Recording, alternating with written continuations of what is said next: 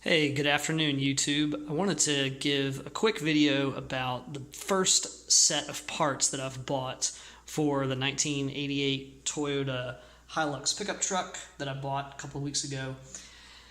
Went to O'Reilly's Auto Parts right down the road, bought basically the cheapest version of these components that I could find. This is just quick fixes for now. Got some windshield wipers, which pro tip on that, you do want to hold them up to the ones on the car just to make sure that they are approximately the right length before you open them up, and I did do that, so those should be a good fit. Got one for each side, obviously. Fuel cap, this is the original one.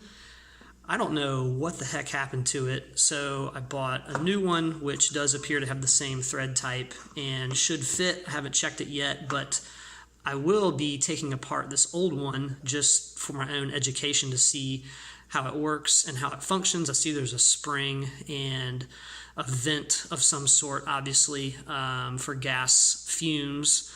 So that'll be pretty cool. Fit that on, have a new cap. That's a Stant brand. I don't know why the box was so beat up.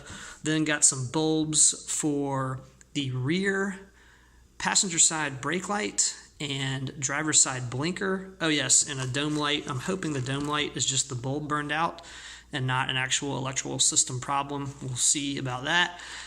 And then this I threw in the video is really cool. This was stuck into the driver's side visor, which apparently is like a card stock weight piece of document that came with the vehicle talking about the lubrication of the propeller shafts.